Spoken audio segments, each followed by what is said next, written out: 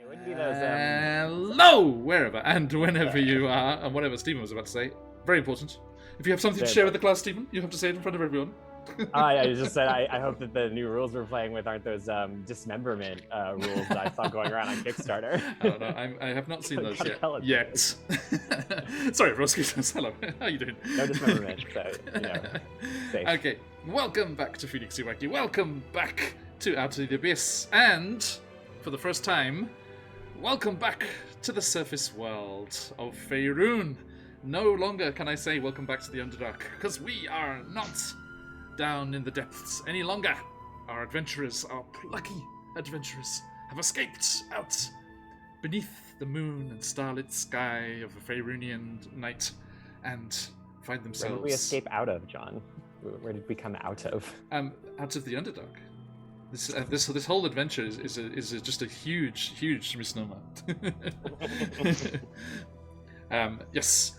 So, thank you, everyone. And everyone, thanks for your patience there. Just a moment, waiting for us to get sorted. But we are ready to go. So, a massive hi, hello to everyone joining us already. Dragon at Rest, Burnt Offerings, welcome in. Good to see you. First time in chat there. Phantom, hello, my friend. And Mooncloud. Now, Dragon at Rest, going on the Discord posts from before, I assume you've been sat there for 12 hours waiting, yes? Yes? You were just waiting there at the computer? Like, no, oh, not yet. No, not yet. No, I hope you had a good day. Who else is kicking around? Mooncloud, hello. And I see a sarcastic Kiwi as well. Good to see you again, my friend. Welcome. Out of the Abyss. Well, they never were in the Abyss, sarcastic Kiwi. That's the whole trick. It's all a lie. No, it's notes, gestures to game screen. It's not. Out of the Abyss isn't referring to the players, unfortunately.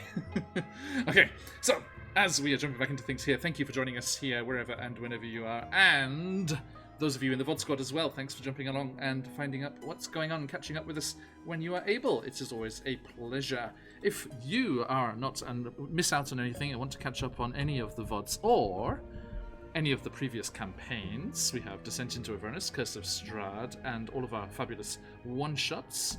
Boop. Is the YouTube channel over there. And there's our Twitter and Instagram as well, if you want to find some news about what's going on, what's coming up in the near future, exciting guests and things coming up. That is the place to go. But there is a place that's even better. If you are a follower of the channel, I will send you a followers Discord invitation in your Twitch Whispers, so you can jump in there, and that's where all the news breaks first and foremost. And we chat about things, and you get to help us decide things, and we, share your own projects, all that kind of stuff. Slurp of water. Excuse me. And then, let us roll on and say some thank yous. First and foremost, to the wonderful folks over at Sirenscape, sirenscape.com for a free 30-day trial, awesome music and sound effects for your games. We use other sources of music as well, also in those YouTube information boxes, all of the links to all the channels over there. Free music to use in your projects and games as well. And let us do a big shout out to our fabulous artist, the fantastic Instagram of Ryutoshi over there, aka Saladman, who did this beautiful art for us with our newest edition, Kalo over there as well. Looking fine, sir, looking fine. And the art's pretty good too. Now, as we finish up here, I'm going to say one final thank you to the wonderful people over at Nathrax 3D Minis. They have given us a promo code for all of you lovely people. Any of you who wish to do so can jump over there and use the promo code QuestJunkiesUK for 15% off anything over $10. Beautiful 3D printed minis and paint jobs as well if you want that. Right, okay, so let us recap what's going on here and then meet up with our brave adventurers in just a second. As we joined them last time, they were questioning the deceased Drow gunman from Bregan Death about their motives and things by the means of a Speak with Dead spell, and they were able to ascertain that the Bregan Death operatives were working alongside the Drow slavers that they had escaped from way back when, but they had an ulterior motive.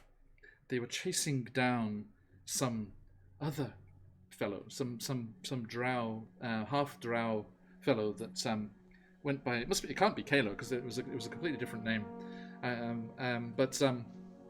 Yes, they were chasing after these folks, and as they decided what to do, they went their separate ways from the Sverfneblin caravan that they had been travelling with and started to go up towards the final tunnels and passageways towards the surface to finally escape from the Underdark.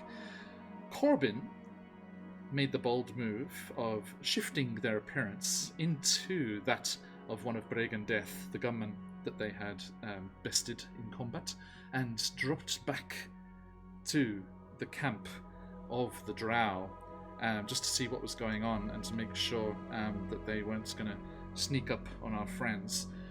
And they found out about the allies that they had been alluding to. It seems that up here near the surface, where there are more varied inhabitants of the Underdark, the Drow have teamed up with a marauding band of gobos and their giant spider mounts and strange skittering, fluttering creatures that they were camping with in this massive cavern back down towards the depths of the Underdark. And Corbin bluffed their way into the tent of Jarlaxle himself, the head of Bregan Death, and was talking about him, fed them false reconnaissance about this half-drow that they are after, and they decided to slip out with the Bregan Death operatives and get the jump on the other drow. Although one of the guards, one of the elite warriors of the Drow priestess, was noted, not by our players in game, but by us in the real world, to be watching the goings on there. As they took chase after our adventurers, they made their way up the final stretches of tunnel and broken rock and dipping beneath stalactites and clambering around stalagmites. They saw it. A cave opening. A patch of lighter dark, speckled with twinkling stars, as Kalo's first time seeing the outside? First time? Yeah, so Kalo glimpsed his first glimpse of the outside world. Zakan, having never lived there for any length of time, or visited for a particularly length of time, but not new to the site, and Elora and her friends, Prince Durandil and our Eldith, the Dwarf Scout, and Esmeralda, her fellow bandit from the Baldur's Gate Woods, saw outside again for the first time in God knows how long. And they ran jubilously towards the release and the fresh air that was spilling down into the cave mouth, and they emerged on the side of a windswept mountainside. Beautiful snow-capped peaks glistening in the moonlight above them, and below a river cascading through a high valley, and down below, with the river running into it, a cluster of lights, a small huddle of civilization, twinkling as the sky above, mirroring the stars in the night sky. A village. That is where we left them. But we're not the only ones that left them, as their friend, the gelatinous cube, the sentient gelatinous cube, Glabagul, revealed their true form. They were, in fact... oh god, what's it called? I forgot what the race is called. Plasmoid, thank you, mate. They were, in fact, a plasmoid. And having reached the surface, it seems their presence was detected from far away, far off the Sword Coast, out in the ocean, where a large ship called the Santiano was plying its way through the waves on the back of a huge whale called Angajuk, making its way south towards other adventures. The captain of said ship, one Jebediah Thunderflash, hearing that their lost crewmate had emerged onto the surface once more, employed some strange technologies, and Glabagul bid our friends farewell as they disappeared in a sparkling transporter-esque light and were transported to the Santiano and back to their old crew. And they lived happily ever after. Dragonist, I like your optimism. let's see just how happy ever after they are doing right now. So, going across the overlay as I see it. Kalo, my friend, who are you in real life? Who are you playing? And where are they at? What's their whole take on this? Hi friends, I'm Mike. You can use me as the scapegoat for why we were late tonight, but tonight I will be playing Kalo Falu, the half-drow paladin of Ilustrae, who, right now, has been promised a whole world to delve into, not realizing that the world he's in now is not what he expected. Thank you. Zakan, how about you? Who are you in real life? Who are you playing and where are they at? Hey everyone, I am Steven in real life, and I am playing Zakan last name. They are our Aasimar ranger / cleric. They have been given the divine mission for over 100 years to find those who are lost in the Underdark and bring them to where they need to go. And for this group, that was here to the surface, but they're going to try and gather up as much strength and power as they can to defeat the rising Abyss. Thank you. And last but not least, Elora, who are you in real life? Who are you playing and where are they at? I'm not used to going last. My name is Sam in real life. What is this new overlay? What has Buns done? What has Buns done? Sorry. Incredible. Variety is nice. Spice of life. I play Elora Lustris. She is a high elf rogue assassin from a now destroyed city, Mithranor, from which she originally ran away from to start an outlaw band to steal from the rich and give to the poor with her other wonderful female friends. And on one of her expeditions, she was captured by the Drow, met these lovely people, and gained a very interesting weapon or two along the way. And she is currently feeling very bittersweet, mostly trying to enjoy the moment without letting other thoughts kind of ruin the joy. Fair. So yes, Elora Illustris, elf, rogue, DM. Congratulations to Sam, who DM'd her first session of D&D, a very entertaining session of D&D, no less. Congratulations. Thank you. It was lovely to see. It was great. Appreciate you watching. Yeah, it's a lot of fun. It was a lot of fun. I look forward to seeing the continuing adventures. And like most of the players, first time as well? So 3 out of 6 of the players are first time. I'd say out of the experienced players, probably only one of them has played like more than a game or two. Okay. Yeah. Bold move, going with 6 players in your first game. Thank you, Dandelion Puffball. Welcome in. I have lots of those in my garden. It's nice to have one in the chat. Okay, welcome in. Keep an eye out for your followers' Discord invites later on after we go offline. I'll send that to you, Twitch Whispers. Welcome in. Nice to have you. Right, my friends.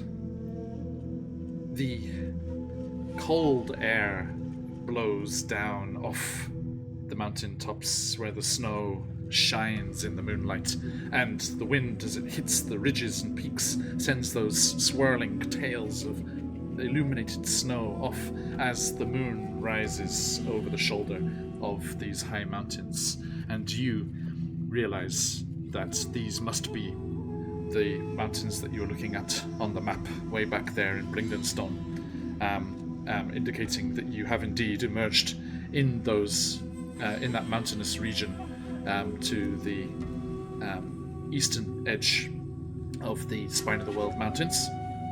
And you know that between you and the dwarven hold that you are aiming to reach lies a good deal of wild terrain and various interesting locals, not least the wood elf kingdom that Prince Derendil claims to hail from, Zumana, off in the forest that lies between you and your destination. What would you like to do?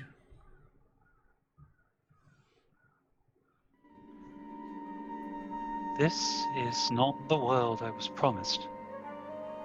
It's so... This air is so damp. And I think, I think Kalo would find this unusual because he is a first-time delver into the world, so he's like hacking up a storm. Like this air is just unusual to him. Is he delving? See, I believe they call it pollen. Climbing? It's yeah. sort Ascending. of like a spore that that those trees put off. It's like a mushroom spore, but different. So can't recommend putting up your hood and cloak like he has. Yeah. It's all for allergies, actually. Like, Fair. it's just that. terrible this time of year. You can take the man out of Japan, but you can't take the Japan out. I think like while everyone's sort of enjoying their surface stuff, Zakan is immediately scouting the area for some kind of ideal like ambush location, like what would give them basically a vantage point over the exit, and allow them to ambush this party that comes after them. Yeah, what is the plan? You're looking to get the jump on them? Yeah, so I think like as they're moving around, how they describe it is, I hate to interrupt everyone's moment at this, but we don't know how far the party is behind us or how much time Corbin spot us. What I would recommend is that the members of our party who can't fight set up a camp, a visible camp, a bit along the way where their fire can be seen from the exit. Meanwhile, us 3 stay here, nearby the exit, come up behind them once they go to pursue the side of the fire. Do you think the bait will work? And especially us, do you think we'll have enough with just the 3 if Corbin can join us, 4 of us, to deal with whatever was chasing you? From what I understand, it was quite a small army that was following you. There's a sharp dig in your ribs, Kalo, as Esmeralda jabs her elbow into you, and she's like, 4? I count more than that. I never wanted to assume 5, 6, however many there are. There's a kick in your knee as the shield dwarf scouts is like, 7? Okay, let's just call it a baker's dozen and we'll go from there. Whoever wants to stick around. Chakusho's just boiling up a fire breath on the side. You hear in Draconic. You counted before all this. I just want you to know that. You were already in the group.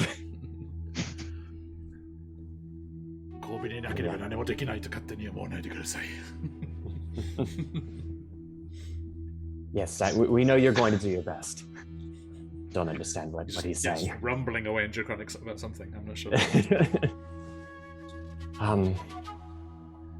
Yes, I mean, we don't know what the actual numbers will be, but it's going to be our only chance. And if we can get the jump on them, give us a better shot. If there was some way perhaps we could divide them. Perhaps if we could restrain them as well. So let me properly describe what's in front of you here. So there are options, right? There's the broken rock and the formations on the mountainside around you here. There are the forest that surrounds the river in the valley floor, and then there's the village. And it seems like as the moon has now come up over the mountain, you're getting a bit more light in the scene. The land seems to fall away somewhat past the village. Did you see the tweet? I think I saw the image in the tweet. Yeah. Yeah, I'll send it to the message group. Yeah, I sent it to the message group there. That's us looking up to where you are. You're up on the mountains behind that, and there's the village. So there's a bit of a drop. Okay. On the far So side. not like not the immediate ridge, but like the middle ridge, kind of thing. 2 seconds. I guess like how far of a travel would it be to? No, you're up in the mountains on the back. You're quite high up. Oh, we're quite far away. Okay. Yeah. Gotcha. Mm. I suppose another thing to consider is the Drow fight. The Drow have issues fighting in the sunlight, and if we do pull some distance away from the cave, while we may not be able to predict where they'll be, they won't have the cave to retreat to. And I Esmeralda's agree. like, I feel. sorry, Alora? I feel most comfortable in the forest, as I'm sure Esmeralda does. Yes, but let's not remember they have range. But so So do cover we. would be good. Laura, you've got an eye for this sort of thing. If you and Esmeralda have what you need in the forest and you feel comfortable, would you like us to pincer, perhaps? A formation where the two of us can strike them all at once. We can provide a distraction up here. And that'll give you an opportunity with your keen eye to be able to strike from the forest. We can support you if they somehow break through. So you would not be hiding, or you would hide near the cave opening and ambush them as they come in? Kind of just pointing to the armor. It might be a little harder for me to do it with this, but you've already shown me and everyone else your range. So if we can give you an opportunity to hide in the forest with Esmeralda, you can strike from there and I can be a big target on their backs. That gives you an opportunity to strike them right where they least expect it.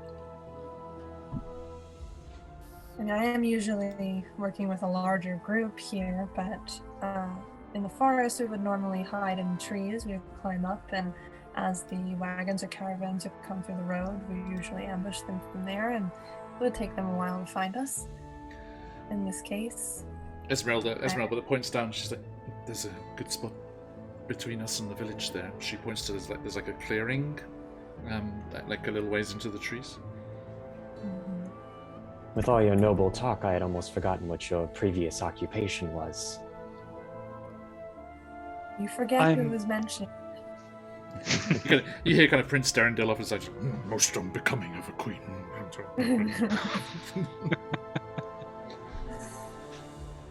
Then I'd happily leave this to your experience and that of Esmeralda. If you can find us a suitable location, perhaps Kalo can stay at the fireside with the group, draw attention. I can hide at the cave and the two of you in the trees. I feel most comfortable put- with all the fighting, but a distraction would be helpful. That would be quite far apart, Zakan. The tree line is quite far below the cave mouth. Oh, is that? Okay, I can hide somewhere.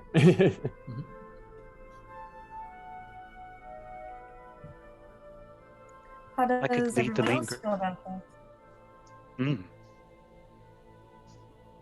Eldest, Darendil? Lord, you have my clothes, Your Highness, wherever you need them.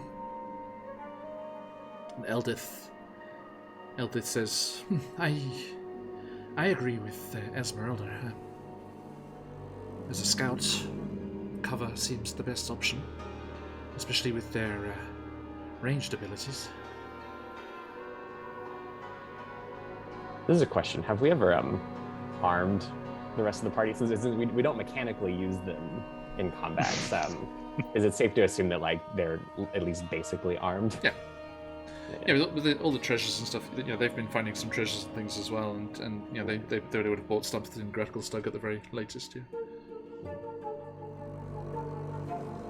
Darendil doesn't need it. You see when he kind of hulks out when he gets angry. Yeah. We may need everyone's arms in this fight. We have Corbin's well-being to worry about. I'm very worried about them in the midst of all this, right in their hands. Yes, hopefully they can Corbin keep up their deception. Corbin can walk out to a fight that they have to deal with in two forms, one out here and one in there, or just deal with whatever they're dealing with in there and come out to a safer region here. I'd take the chance to give Corbin an opportunity to escape if things go awry.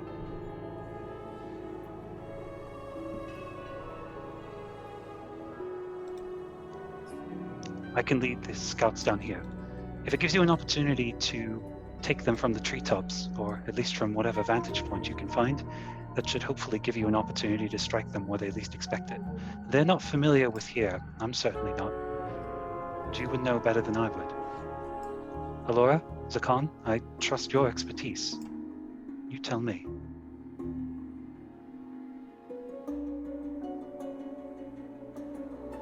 So I think surrounding them is going to be our best option. So if you and Esmeralda think that that clearing is a good place to lay our trap, to set a visible camp, to draw them over, then let's go ahead and make camp. We can rest for as long as the time Corbin's bought us. So you're gonna make camp down by the clearing? Yeah, so it's sounding like the plan is like a visible camp of like Kalo and the NPCs. Okay. Then Alora, sorry, like my head kept going, Sam. Alora and Esmeralda in the trees in their sort of classic ambush tactics. Classic. I think Zakan in the dark somewhere, like a bit farther up, like separate from the campfire. Okay. They can take advantage of their dark, stealthy ways. Yes. So I just saw. Sorry, get rid of Darren. Sorry. I just saw that. Hey Turbo, how do you mate? Padme, the surface will be safer, right, on again? I'm sure. Let me just quickly get this here.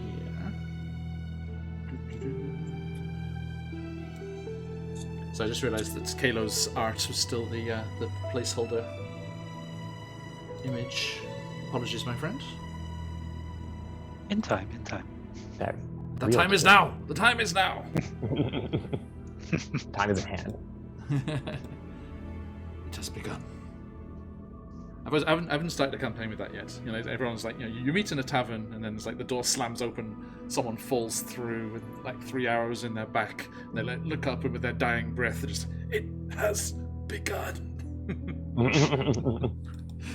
Super cheesy. Absolutely perfect opening for any story. I don't care what genre. Romance. Coming of age rom-com. Yeah, absolutely. Life of life, you know.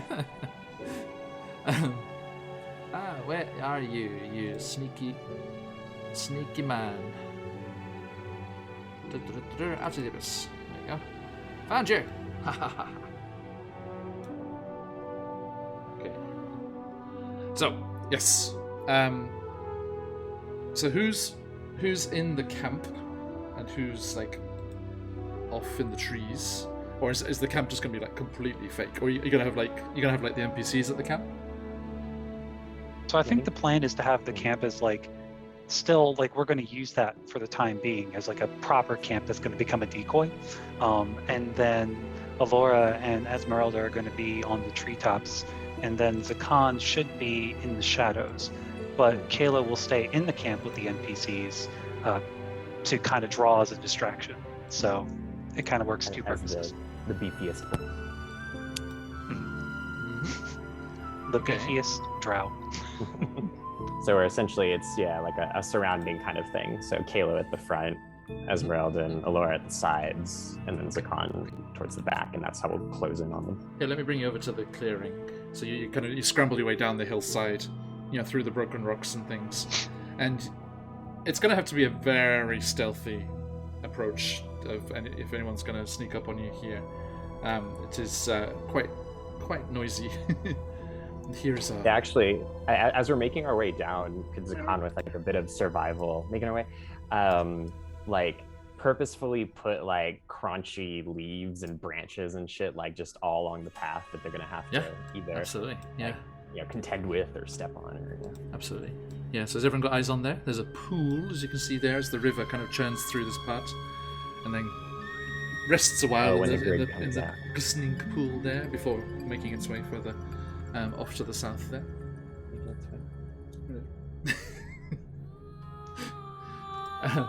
Sorry, excuse us, folks. You started it. I did. Elora immediately vanishes into the trees. Sleep in the Farewell. trees. Back for the trees. Okay, let me. My name is Laura, and I speak for the trees. Let me just grab Darendil and Esmeralda. Not that Esmeralda, by the way, everyone. Even though it is her art as well. I understand it could be confusing. that is the Esmeralda from Van Richten's Guide to Ravenloft. Wow, giant Darendil. Hulked out. Not quite that big. Teeny tiny Darendil. By the way, folks. Eldeth as a ranger. Say again, sorry? I was gonna say Eldeth as a ranger would be most comfortable with ranged attacks anyway, so I wonder if Eldeth should hide with us as well. Sure. Yeah, so 3 in the trees. Mm-hmm. Who's still here? It's a cat. It's supposed to be Darendil. guiding these people. I know. There's a terrible line leader. I mean, I think that's what, just Kalo and Darendil at the camp then, essentially? Sure. Yeah, I think so. If Eldith is also in the trees, then yeah, just the 2 of them. Okey doke. So yeah, Eldith has a longbow as well, Elora. Mm-hmm. And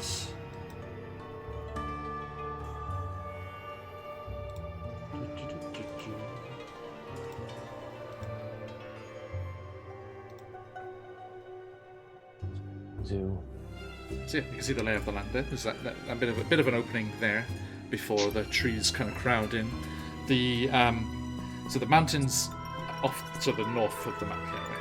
So the valley, we'll say the valley's running north-south, and the villages south of where you are now. That river cascades down and then continues down towards the village, which is it's a couple of miles away. And where was the cave? Like, where did we come from? It's about let's say it would be about a mile. That's too much, probably. Give me a mile, just give it that time to long rest. So Khan's getting old, but they're not that slow. It's like take 8 hours to go a mile. It's about it's a couple of thousand feet above the tree line. Did you say 5,380 feet? Strangely specific, but sure. And I don't know if that's how many feet are in a mile. I completely doubt myself. Me either. That was like super close. We'll give it to you. 5,280? I don't know. So like this clearing where I'm indicating here, is that like the approach from the cave that they'd be coming along? Sorry, I can't see where you're pinging. Just since we're in grid territory now it's... I mean, assuming they came direct from the cave mouth, they would be coming from the top of the map. The top, okay. Yeah. Huh. Okay, did it. Where is that token? Downloads. Sorry, everybody. On the fly here. It's great music. Thank you, Dragon. At least there's something for you to enjoy. That's not what I meant to do. Sorry, everybody. No, come back. Roll 20. Oops. Sorry, folks. 2 seconds. So I think too, before everything happens, I'll go to Elora and to Khan before we all split up, and just gently put a hand on each of their shoulders. I'm not sure what's going to happen, but in case anything goes awry, I want to make sure you're all right. And I will use Channel Divinity, Watcher's Will, which will give you guys advantage on all intelligence, wisdom, and charisma saving throws. Nice. Make a note of that, please. Mm-hmm. There's Giant Kalo has entered the arena. I cast Giant Fist.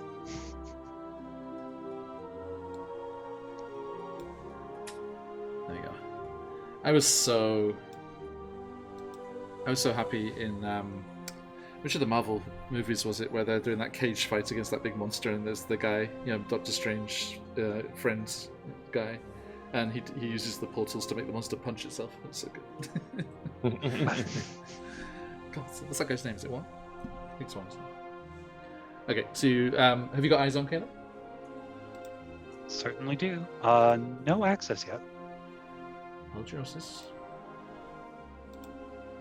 Do that. And this and this. And last but not least,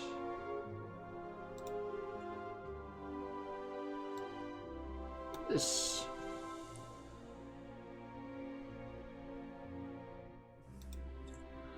Okay. Right, there we go. Hey, speaking of Troll Lord games, as we were briefly before, Babunski, welcome. Babunski has entered. Good to see you, my friend. Thank you for all the support over the weekend of the anniversary shenanigans. Great stuff. Oh, by the way, everyone, if you go to that the YouTube link I put before, let me drop it again. I just uploaded a clip reel from the first ever Rift Raiders. It was a very fun game. We had two channels racing against each other through the same dungeon. There's a great little clip reel from that up on the latest upload on the YouTube there. Go and check it out. And boop. How's that, Kayla? You got hands on now? Select it and see if you can move it around. Yeah, I'm gonna refresh and see. And fingers crossed, the big moment. Nope. We'll figure it out. I can just use Darendelle for the time. That's okay. I know it's it. There's always one last thing. Represents one more thing. One more thing. Okay, there we go. Oop. Now try. There we go. Yep. Aha. You're a gentleman and scholar. Thank you. I will be obeyed by the computers, at least. Okay, until they rise up and take us over. Right. So there we go, folks. Sorry, folks, about that. Thank you for bearing with us. Do that, and that, and that's all set to go. Right. Okay. So yeah, you have made camp. In this general area, so you're setting a fire and everything? Yeah, so I think Darendelle and I, we're gonna just use this clearing as like the campfire and just try to make the smoke as visible as possible, so that way when the drow come from the Underdark, they'll see it. So we'll just try to make it as big and pungent. Kalo, you would know to give Bregan Death more credit than that. They would see that. They would see that's a trap from a mile off. Like, oh, look at that very, very obvious campfire. and you know that even if it's just a whisper of smoke, they'll see it. They operate up on the surface more than they do in the Underdark, and they're very, very good at bounty hunting and all sorts of nefarious things like that. You think just the smallest fires, if you were trying to conceal it, would actually be better. Which is fantastic, because I don't think Kayla knows how to make a fire, so he would awkwardly work with Prince Darendelle to start one. It would probably just be like sort of wisps as it goes up. This takes quite some time between the two of you. I can assure you Prince Darendelle has no idea what he's doing either. Yeah, everyone's like getting into position and they look back and like they're still trying to make a fire. Darendelle's just like rubbing two sticks together. Prince, are you supposed to spin it like this, or is it counterclockwise, or is it clockwise? I never seem to remember. Laura, Esmeralda looks over and makes eye contact with you. You just both bust up giggling. It's like a train wreck. I'm trying not to look, but I can't not look. Okay, so everyone, you can take the benefits of a short rest if you so wish. I would love to, actually. Let's give everyone a bit more perspective here on the surroundings. Sorry, the tokens are teeny tiny if we do this, folks, but you can see a bit more of what's going on. Got like a spell slot. sure it'll be fine. Okay. So, who is on the edge of the tree line watching the cave mouth, if anyone? I would probably be yours truly. Okay. Give me a stealth check. Yep. Let's see. Question. Like, are we getting closer to daylight? Because then we would need to put the Puafui away. It's dark at the moment, but there is a smudge of light on the horizon. Yes. And so the Puafui, like if they're exposed to like more than an hour of daylight or something. Mm-hmm. Okay, in that case, I think because of how important stealth is, Zakan would probably wear At the moment, theirs for as long as possible. No problem. But just remind everyone, like, to once day breaks, that you got to take them off after a bit. Yeah. And right. Could you please make that stealth check with disadvantage? Someone gave you a disadvantage crystal last time. Okay, I will too. Thank you, whoever that Let me was. see, I think I noted who it was. Dragon at Rest. Thank you, Dragon at Rest. Cheers, Dragon. I blame you. No. That's what it's all about. Dragon, you were the chosen one. You were supposed to stop the Sith, not join them. All right. With the Puafui, though, I have an advantage, so just straight roll. Yes, indeed. All right. In that case, we're looking at an 18. Nice. Not bad at all. No, way better than I thought. So yeah, they're just up there with their longbow and their 90 feet of dark vision, and I think they would have found the darkest kind of spot they could to hopefully meld into the shadows. Yes. Do that invisible light bearer thing. Good. Thank you. Right. So yes, you wait out the time here. Kalo, you and Derendil finally do get a small fire going. Elora, what are you, Eldith, and Esmeralda doing? And where are you? If you're where you are now, they'll come past you to get towards the fire. Do you want to be on the arrival side of the fire or the opposite side? I feel like I'd want to be on the arrival side, yeah. And I think Esmeralda would suggest being on the opposite side because then they'd be looking into the firelight, whereas you'll be looking past the firelight at them illuminated by their lit side would be on the front, right? Okay, all right. Because I suppose it would work both ways. Because if you're behind them, then they would be in silhouette for you against the firelight. Although I think we're giving this fire too much credit. It's not this massive roaring bonfire by any means. I mean, you could have one of us on one side and one of us on the other. Sure. Okay, so Esmeralda will. Let's see. She'll come down into these trees here, and then Eldith. She may be a bit closer. She'll be in these trees here, and then Eldith on the west side over here. Perfect. And Zakan, do you want to move yourself up to the top of the map there? Yeah. So like, what about here? Maybe what we're thinking. For now, yeah, that's fine. Yeah, I think you're probably a little further away, but yeah, just to represent. Yeah. Right there. And then during our rest, like before we all separated, could we have discussed like signal, like what happens when they do arrive? It's up to you. So I think Zakan at least, would go to Eldith and Elora and Esmeralda, a lot of ease, and say, if I'm up the path, I'll wait for them to pass by, and I think as far as a signal goes, it's whenever fighting breaks out, if you see them approach the fire, then take your shots, and then we all act? Or is there some other way we'd rather signal each other?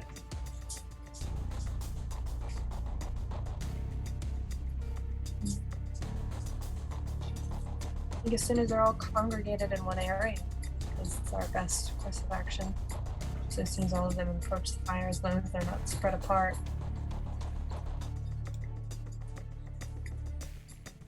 Right, so draw them in, let them get close, and I suppose as archers try and pick them off if we can. The ones at the fringes.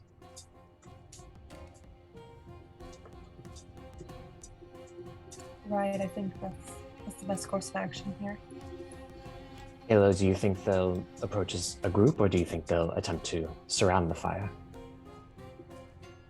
If it's breaking earth, they'll likely try to surround it first. So the moment I get hit, likely you'll have that opportunity to strike. I will use what little magic I still have to give you an opening. Hopefully that should at least grant you some level of an advantage against them. Right, and it's safe to expect that they're going to use those firearms again. The pistols, yes.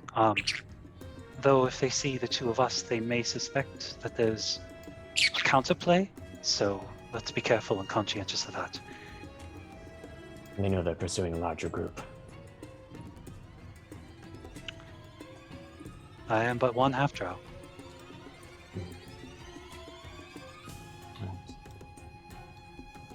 Well, let's do the best we can. Just give a knowing nod. Just in the short time that I think Kalo's known you guys, he trusts that you guys have a good plan for this, so he just knowingly nods and turns to Prince Darendel. My prince, if things go south, let me know. I should be able to at least give you a little extra support during this encounter. Darendel reaches out, because you know they're in this body of this Quaggoth, you know, by their own admission, cursed into this form from their elven prince original form. It puts this massive clawed, shaggy hand on your shoulder. Young Kalo, I know we've only had a short time together, but you know, your respectful tone and grace under pressure has just been exemplary. Know that you will always be welcome in Zumana if we arrive safe and sound. That's the hope anyway. Let's at least get to Zumana before we have any formal invitations.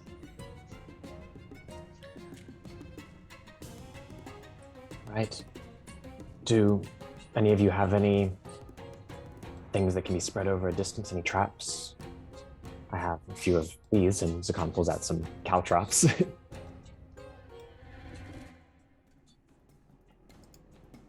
Any That's not a bad idea. boards, snares, those sorts of things? I usually fare in closer combat. Traps aren't necessarily my speciality. Alora? I might have something, but I'm not usually the one setting the traps in my group.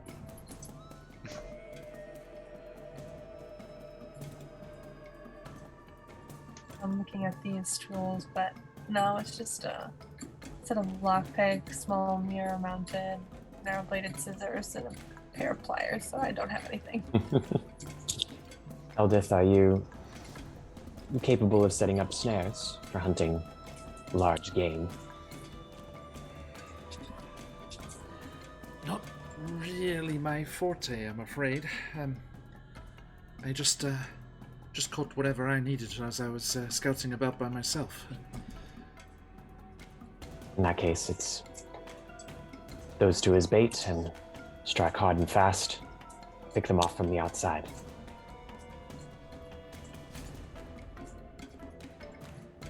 Okay. Been some time since I've been in an engagement like this, but see how we do. So, the plan's set.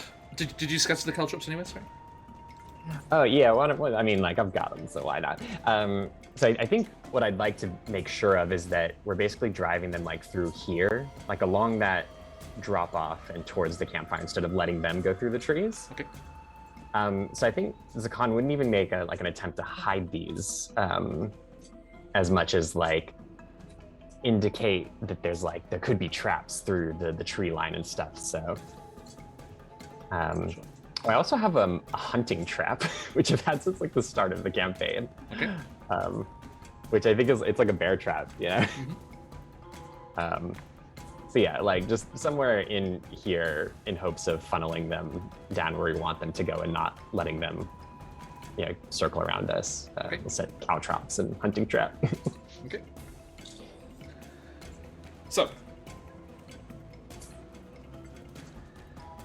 you put the caltrops obviously in the hunting trap more secretly. You put the hunting trap like on the path you want them to take, or is that? Yeah, let's say that because mechanically the hunting trap's actually a decent thing. So right.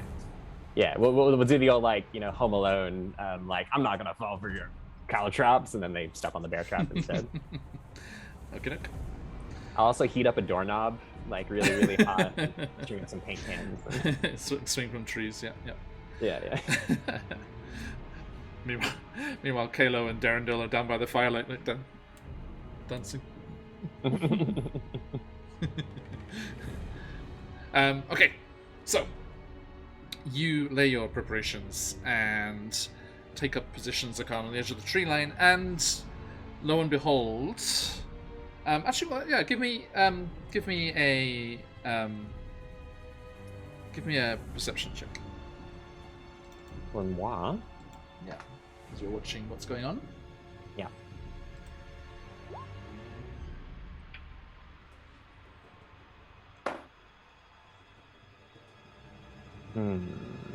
I'm going to go ahead and use an advantage crystal, I think. Use your inspiration? Okay. Yeah, I'm gonna use the inspiration. Thank you, Daisy. Just because I want to know where these guys are at. That's better. So it's gonna be a 19. Nice. You hide in the tree line and keep an eye on the mountainside above. And as expected, before too long, you see dark shapes, shadows flit out of the cave mouth and onto the hillside, ghosting from boulder to boulder, making their way very stealthily down the open slope, using the cover as best they can, very cleverly waiting until the clouds pass across the moon, as it is not a crystal clear night, to use that little extra darkness to flit across any particular open ground that's more dangerous than others. And they are beelining, albeit a rather zigzaggy, cover to cover route. They are beelining towards the fire. There is no sign of Webster. Were you expecting Corbin and Webster to emerge before them? Because the plan was that they were going to just lag behind you guys, right? And make sure they hadn't followed this road from Nebula? I think so, right? Because the plan that they discussed was less, Corbin was going to travel with them, and more like Corbin was going to pursue us at a distance. So I think Zakon worries about that, but just has to trust. Yeah, Corbin doesn't show before the Bregan Death gunmen start to appear.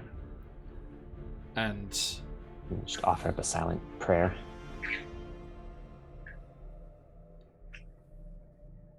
They make it about 2/3 of the way down the slope when you see another one of the same kind of build and dress, at least in silhouette, although not being stealthy at all, with a wide-brimmed hat atop their head. I kill him immediately. Emerging from the cave with Corbin slung over their shoulder, unconscious. Sauntering confidently down the mountainside, skipping over loose stones and broken rock, as their brigandeth friends sleek and stealth down ahead of them.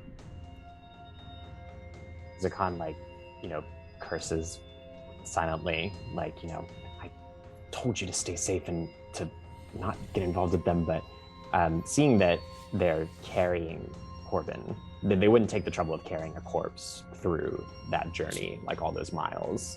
So Zakan assumes that they're just unconscious. Yeah. And if anything, is just worried about getting into a hostage sort of situation. Mm-hmm. But they watch their approach, and they're going to trust in the rest of the party. They just want to make sure that it's no shenanigans that would make their plan fail. So they're just kind of watching their movements, and if it all proceeds, they'll let them draw towards the camp. Yeah. As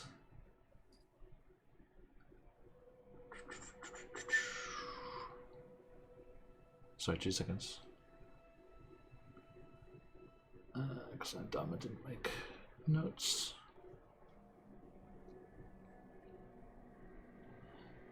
Well, I don't think I'm spoiling anything.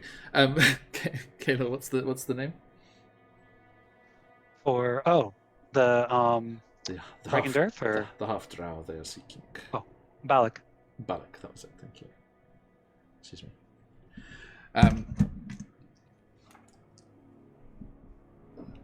Jarlaxle stops expertly out of regular range of bows and the like,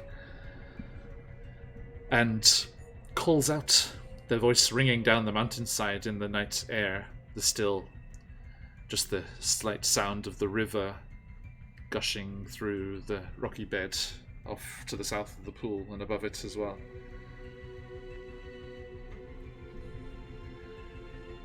It's not a very well hidden campsite. You barely even left the caves.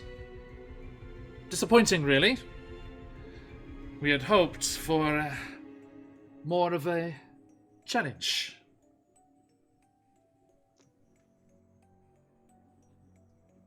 And I think Kayla will call back. You're probably still. You can just hear this. Zakan, you can hear it clearly. I think Zakan will call, or Kayla will call back. This is our first time up here. I don't know how to make campfires. It is not ours. An exchange. Civilized.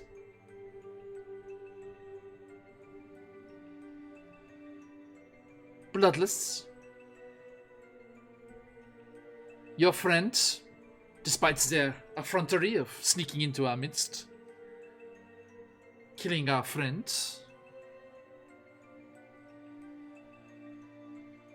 Your friend for our mark. Give us Balak, and you can have your fluid friend.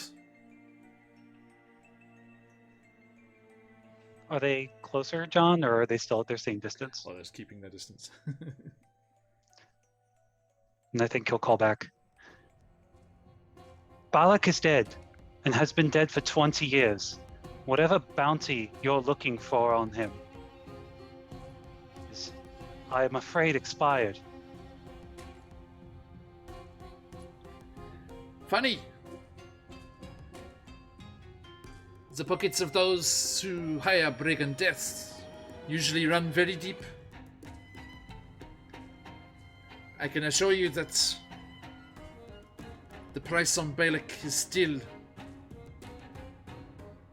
very worthwhile our efforts and attention.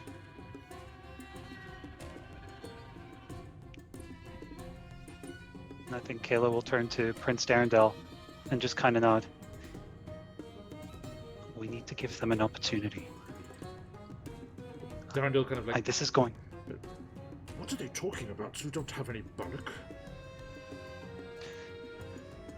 My prince, I'll explain later, but Balak has been dead for 20 years. They don't I'll seem too explain convinced. everything. What, They are also... Should I stay here? I think we can use your newfound curse for even greater purposes. If you follow my lead, I'll give them an opening. I'll get close enough to them that it should give striking distance to the rest of our party. You can stay behind me. If things go south, you can warn them. But I will get as close as I possibly can. Give our friends an opening. And I think as he says that, he'll kind of ready as an action as he moves closer to Bregendirth and to Jarlaxle, he will ready Fairy Fire and just keep it sort of hidden underneath his shield for when the time's right. And he'll look over at Prince Darendelle. Just trust me.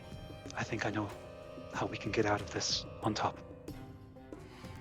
I hope so. And Remember, they have I those will...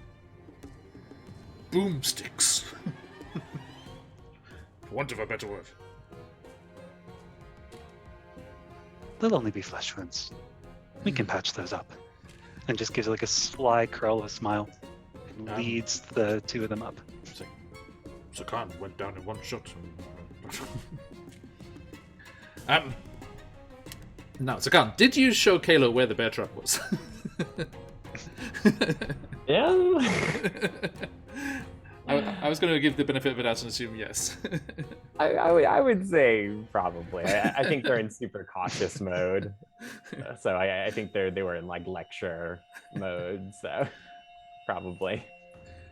Now, you hear, all of you hear Kalo and having this exchange with Jarlaxle, and he starts to move towards the tree line. Zakan, you see him. Do you call anything out? Do you call out to him, or do you stay hidden as he pulls level with you? I'm gonna stay hidden, but how many are we dealing with, and are any of them like peeling off to do sneaky things, or are they all sort of moving as an open group? There are 5 gunmen. Mm-hmm. Including Jarlaxle. And Jarlaxle with Corbin. And Jarlaxle. So 5 somewhere between you and them. And you can still see them. I rolled a natural 1 on my stealth check. Oh jeez. So that's all Zakan has spotted, like exiting the cave, right? Like yes. It was a single point of exit, so they can be reasonably sure that's what we're dealing with. And Kalo, just go back next to Zakan. Yep. Oh, I'm back. Hey, Jeff. And Thokan, thanks for the follow. I'll give you the Discord invite after we're offline. As you pull level with Zakan, Kalo,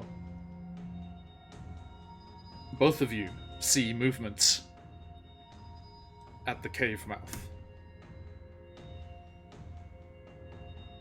And Jarlaxle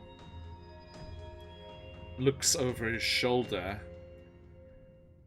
and kind of almost sighs in an irritated way. That complicates things. And you see a drow priestess and 4 drow elite warriors from the slave camp, along with 2 goblins, one of them with a very extravagant headdress, clearly some kind of leader, stride out of the cavern. You think you could go behind our backs, Baron Ray? You think you can sneak out here and mess with my property? We saw what you were doing. and I, with all of my guild superior, have arrived. Welcome, Raiders. How you doing? Good timing. Dramatic entrance. Massive shout out to Guild Superior. Everyone go and give them a follow. Fantastic D&D and other stuff. Kids on bikes and all kinds of things going on over there. I hope you had a fantastic session, everybody. Hey, Andy. How you doing, mate? Welcome in, everyone. Minnesota Muse. Everybody, hey. Hope you had a fantastic session, everyone. Our adventurers have escaped the Underdark. They're on the surface. They're in a forest clearing just outside the cave mouth that they exited from. But Jarlaxle and Bregan Death have caught up with them, seeking to take into custody one Balak, a half-drow that they are not familiar with. And they have their fourth member, our good friend Corbin, captive, and are trying to exchange prisoners, or exchange folks. But as they are doing so, the drow slavers that have been chasing after their adventurers since day one have arrived as well. And so we have the drow slavers at the cave mouth up the mountainside, Jarlaxle and Bregan Death in the middle, halfway down the mountainside, and our adventurers in the tree line in the forest at the valley floor. So, now we see just why you were willing to help us. You and your pathetic Bregan Death friends. I've reached the end of the line. Do not think that your matron mother or your family name will protect you up here. Jarlaxle looks up at her. Oh, come now, priestess. It is not my name I rely on to protect me up here. It is experience. I have been up here a great deal. It is your first time, I'll wager. And tick-tock, tick-tock, priestess. Time is against you. And he points to the east, where the sky is lightening, and a soft peach glow is beginning to outline the mountaintops in that valley side. I'd hate for you to get sunburnt. And he puts on a pair of sunglasses. Like the player glasses just come down. Yeah. From somewhere in the magic hat. Now,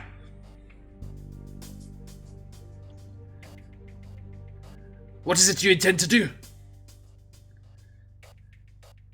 You have the high ground, but it is overrated. There is no magma here. And the priestess calls down. Yes. Yes, we do not sully ourselves with the surface world unless we have to. But she looks down at the goblins next to her, just like, we have some new friends. I think they might be perfectly adept. Come, rain or shine. And she pats the goblin war chief on the shoulder, and he raises up a staff and he shakes it, and there's a rattling of bones on it, and he just shouts out something in goblinoid, which just like shouts it back down the cavern into the hillside below. And you just hear a massive crashing of stone and rock, and a massive this huge kind of roaring, chittering sound. And Corbin has seen this, but none of you have. As further along the valley, about 100 feet further along the valley, where there is apparently another cavern, another way out of the Underdark. A massive shape, a huge bulbous body with 8 long spindly legs and some sort of contraption attached to the back of it. A massive, massive spider with lots of hooting and hollering goblins on its back erupts from the hillside up the valley, and the goblins just skip up and down like hooting and they, as the spider erupts out, a little sea of goblinoids just comes like scurrying around its feet, and these strange bulbous bat-winged creatures, Zakan, Kalo, you know them to be called skittlings, that these goblins like to use, also come flapping and scooting out of the dark into the valley. And as that happens, you do hear from the village far away a bell starts to ring, almost like an alarm has been raised by the sight. This, just the size and the sound of this huge creature seems to have reached down the valley to the people slumbering in the village below, and you start to see, from in the tree line you wouldn't be able to see it, but we, as an audience, we see torches and things start to be lit in the village, and there is a call to arms going on in the village down below.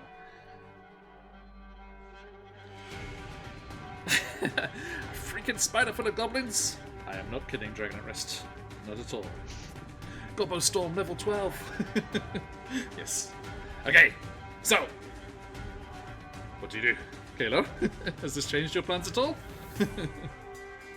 Slightly. How far away is the giant spider from our location, would you say? 100 feet.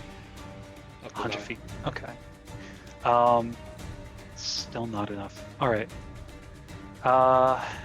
Shoot. I think I'll look over, just down below where Prince Darendel is. Just nod my head and move. We're out of initiative, right? So I can move 40 feet closer north. Things will happen at the same time, so if you just explain what you want to do. No, explain Sure. what happens So, whilst you're doing that. yeah, so I would move up 40 feet, and I still have fairy fire at the ready, so I would move as close as I possibly can to the edge of that distance, and I would just launch the fairy fire over at the spider. Okay. By the folks, here you go. This is our eight-legged friend. It's like the Uber Webster. There's a little skittling there as well. Okay, and it's got all these nice like additions to it, like there's like bindings and like armor and stuff on it, and then these big blades on the legs, on the front legs there. A question, since things are about to pop off. How far is the war leader and the matron? Like how far is that party? They're still like up at the cave mouth, so they're a good like 800 feet. Okay, so not within longbow range just yet. By the way, everyone, if you're interested in this, this is from the new Matt Colville monster book that's coming out. This is part of the free preview that was with the Kickstarter. If you would like to have a search for it and get it in your games as well, this is the monster book is going to be called Flea Mortals. This is super cool art. It's great. Like I am loving this. We also the flag with the spider on it and everything. Yep. Siege spider. Mm-hmm. Okay, so as you do this, the priestess. So as that's happening, Kalo, can you roll me? Are you hiding or are you just moving towards it? No, I'm moving towards it. I'm completely visible. What's the range on Verify? How close do you need to get? 60. So I would need to move 40 feet up from my position and then make that strike. Okay. Let me. I wonder how dexterous it is. That is a fantastic question. It is a war spider. Oh crap! Where did I put my dice? I was telling my student before stream all about D&D, and I was showing them my dice. It's okay. I have more. Okay. They're fairly dexterous. Oh, but that's only a 7. So it's only a 9. That definitely fails. What did I say? That definitely fails. I'll say yeah, so basically this goes off like a firework, basically. Let's use this to represent that. So there's just this Absolutely everyone on that spider. explosion of glittering sparks just cakes the spider and the goblins, and they're just like, ah, like, as if they act like they've been caught in a fireball. They're just like, oh god. They're laughing at each other as they're just covered in these glittering lights, not recognizing what's just happened. No concept of what it means. And they're just they're like laughing at each other. One of them starts like doing like raving, swooping. Like the lights are just like swirling and twirling through the air. Like the one that's so supposedly in charge like smacks them on the back of the head, and that happens there. The priestess looks down at the goblin chief. She's like, "Deal with those stupid menfolk. I am going to reclaim my property." And the goblins just start swarming towards Spriggan Death. And there's just a volley of fire as all of the gunmen fire at once. It's just this bright flash from several points around the valley. It just goes, and you see, the goblins. It's not like they're taking out one each. Like the bullets just like go through 2 or 3 of them at a time, and then it's like just like falling down. And they still swarm forward. You see a large chunk of them break off towards the tree line, towards you lot as well. And the drow priestess and one of her elite warriors is coming in your direction as well, whilst the other elite warriors are going for Jarlaxle. So, Elora, what are you doing? What are you doing? You're seeing all this happening. You're just like, thank God I'm amazing at hiding. Yeah, I mean, seeing that Corbin is being thrown over Jarlaxle's shoulder, she's definitely gritting her teeth and trying very hard to keep quiet, but waiting for the right moment. Yeah. Okay. Right. So, I think that is as far as we can go without going into initiative. So let's do that. Initiative time. In my case, how low can you go? Very low. So there is Webster. Why Webster? Who put the? Is that you? Kayla, why did you come up as Webster? Fantastic question. 2 seconds. Maybe I was a spider the whole time. Maybe I was Webster. No, go on. That was Glabagoo. There you go. Just type it in there. There's Webster. Zatan. Okay. And let's get our friends in here.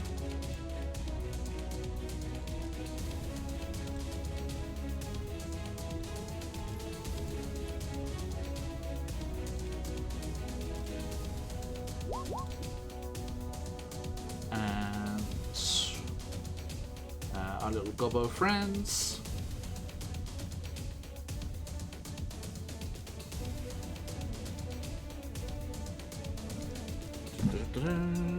Ooh, pretty fast.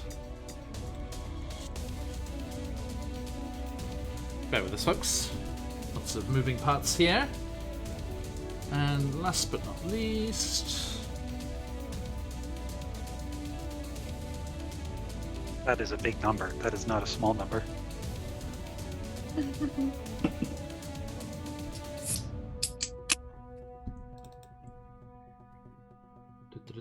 Drow Priestess of Lolth. Lolth. Come on, you. Here we go. Ha! Whoop. How'd she go? Oh, slow. Overconfident. Everyone over 10, wow. Except for the priestess. Okay. Right. So, as this all kicks off, let me bring you back, folks, to the map here so we can see just what is going on. Zakan and Kayla, what do you want to do? It is very clear that you will be very quickly overrun by these goblins and things that are swarming down towards you. You think fighting together and strength in numbers might be a good thing to go. Yeah, and I think that's maybe exactly what happens. Like, Zakan had been holding an arrow ready, and when Kalo like runs towards the spider and lets off the spell, I think they just immediately fire like at the goblins on the spider, and then fall back to your friends. And then like right after firing, they drop out of the tree or out of the bushes or whatever, and to the Brigand Dareth group, they just call out, "If you truly want to have a conversation, let's do it after we all survive this." Jarlax is like, "I'll be fine. Best of luck." Can you roll to hit with that? Are you shooting at the war spider or the goblins? I guess I would say the goblins, with the hope that like the spider will sort of just do its own thing if it doesn't have goblins. Okay. Are you the ones that are on its back? On the spider's back? Okay. Yeah. The spider doesn't look like it's coming immediately for you. It looks like it's going for Brigand Death first. There are a bunch of goblins that are making their way towards the trees. So I mean, you can still go for the spider if you want, but I'm just saying. Oh yeah, maybe for the ones that are coming directly at us then. Okay. Did they get lit up by the spell? Or? No, these were separate. Yeah. Cool. But yeah, the ones who are immediately approaching them.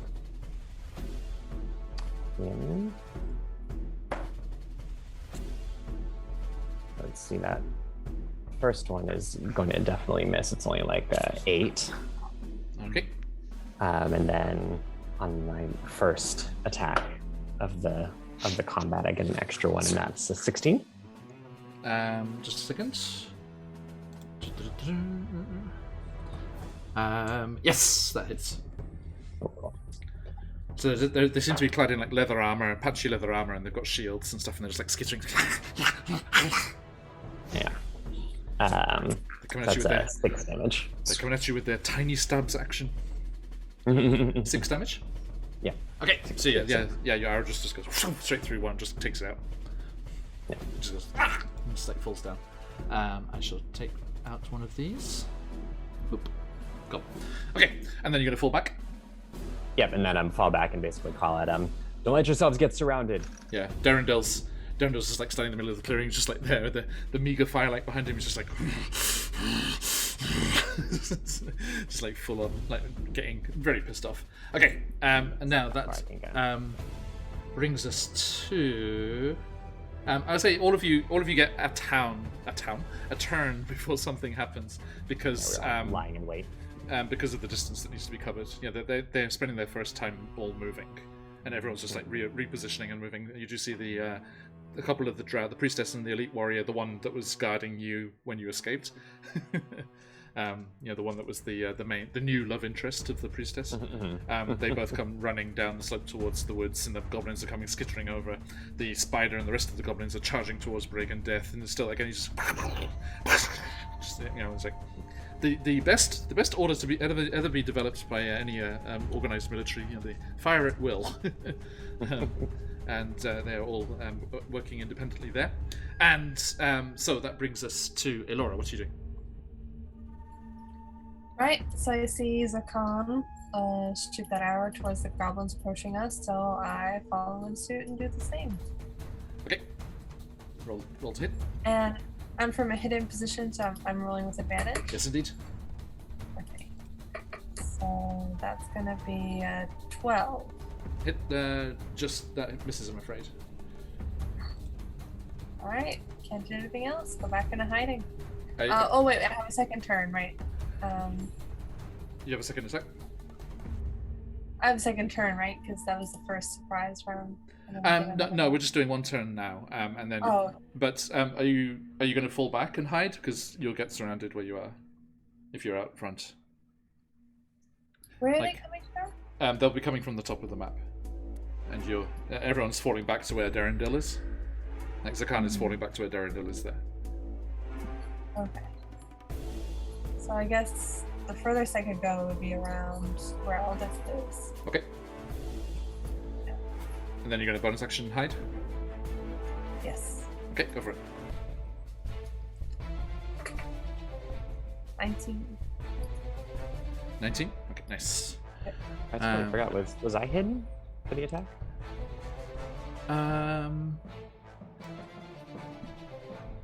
The first one, yes, you would have been. So do you want to roll again? So you would have If that's all advantage. right. Well, just to see. I mean, just against Gobos. So. No, because that roll was a 1. So the 8 was the better roll. Bad luck.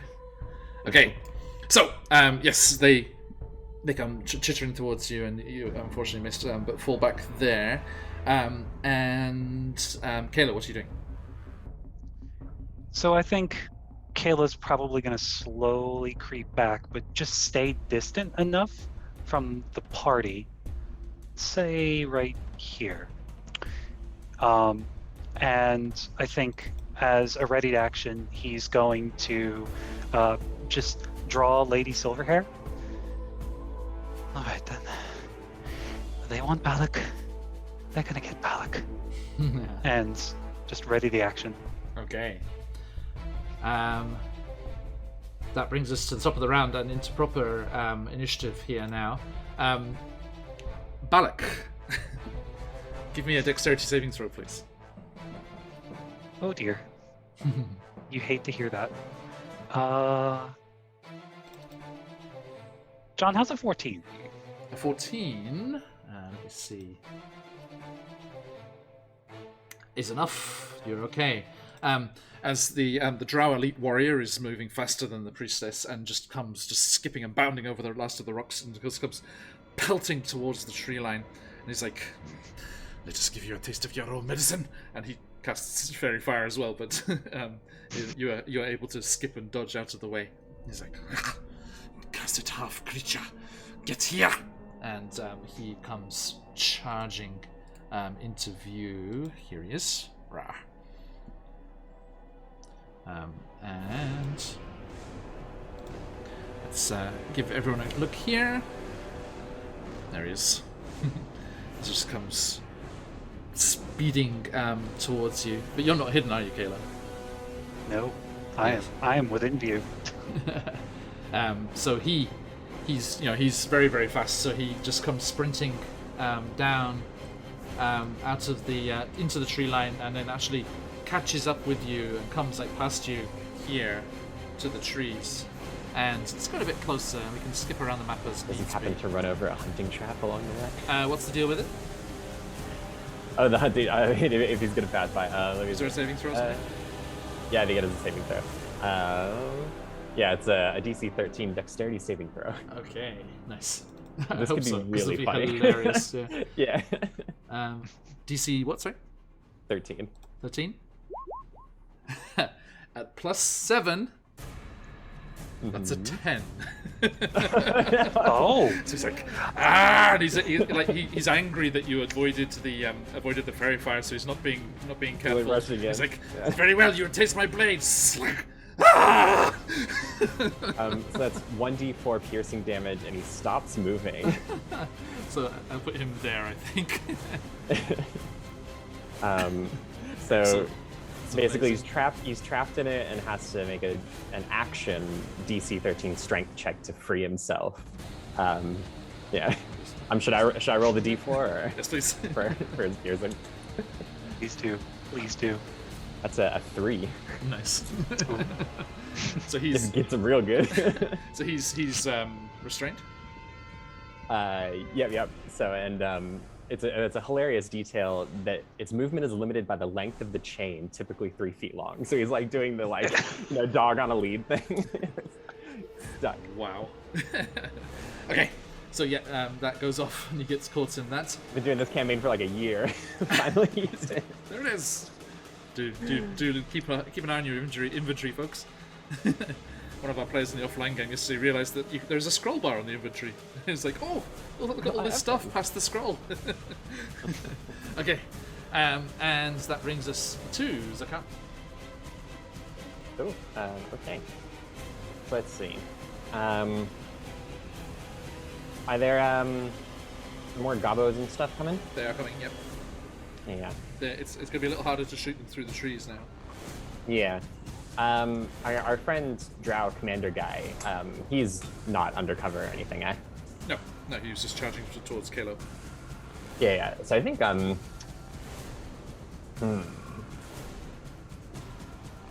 Actually, I'm going to do since shit's kind of Breaking Bad. Sorry, I'm going to go ahead and cast Bless. Okay. And I'm going to do that for Zakan, Kalo, Alora, and I don't know. I guess Esmeralda. Sure. Actually, maybe Darendelle. Sorry, let's do Darendelle since he's going to be out here in the thick of it with us. Okay. Yeah. So everyone is blessed. Blessed be. Blessed be. Okay. Thank you.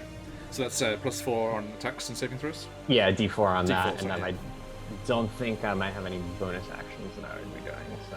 Okay. Elora, as you pull back, you see just this horde of goblins just swarming towards your friends. Eldith's right there. She's like, there's so many of them. I know this is what we expected, though. I guess. I didn't expect these goblins. These look like the same bastards that were chasing my group when we tried to escape and fell into the Underdark. They're completely merciless. We have to cut them all down. All of them. Well, they won't know what hit them. I know. All we can hope is that the DM is using the minion rules.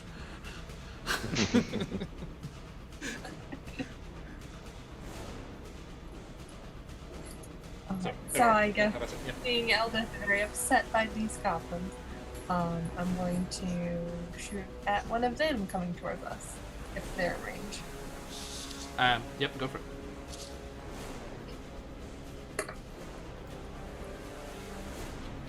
So that's 24. That'll With definitely hit. a natural 20. Yeah, natural 20. Yeah, Natural I got 20. good 20. Nice, you've got the folks let those phoenixes fly. Okay, now what's Right the... after that cool-ass line. So just roll whatever the dice is and then add whatever max would be to that. So it's going to be an 8 critical damage. So 2 seconds. Yeah.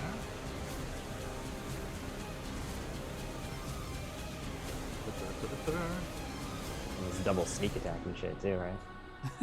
Oh. Cardman, your emote rights and privileges have been revoked, so apparently. Okay, Alora, this is the longbow. Yes.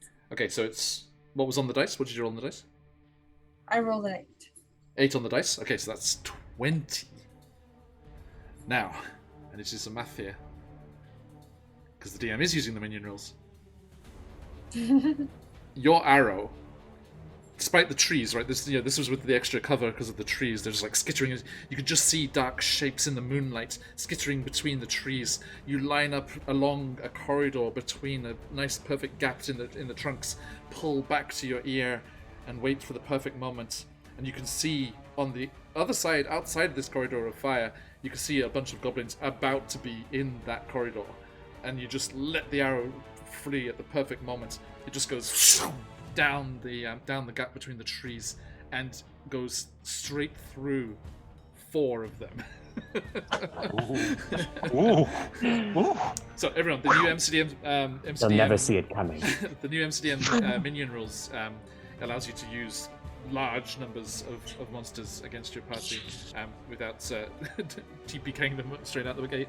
And basically any damage to them it takes them to 0, kills them. But if you cause more than their hit points, they have 6 hit points, it spills over onto another one. Okay, so you got 20 total, right? So that was 6, then 12, then 18, and then there was still 2 left over, so that hit the 4th one. So 4 goblins are just completely obliterated as this arrow just streaks down. Ridiculous. So fucking cool. Let's see who. Laura's like, feels good to get some fresh air. Feeling invigorated. Very comfortable here. Yeah. I'm going to show you. Yeah, you're so far away from the Dark Lake and everything. It's beautiful. Let me just show you where everyone is here. Here they are. Oh, there we go. Oh, before that, I was actually going to ask, could I have moved on my turn, John? Yeah, of course. Yeah, I'm just gonna like put to intercept basically, like this sort of like here. So Kalo, don't worry, they didn't just appear out of nowhere. That's where they're going to be on their turn. That's where their movement will take them to. So basically, Elora, you, let's say, just because where your token is, it lines up perfectly. Your shot just takes out these 4, just like. You love to see it. All gone. Absolutely love to see it. Okay, and they all just keep streaming through the trees. Sorry,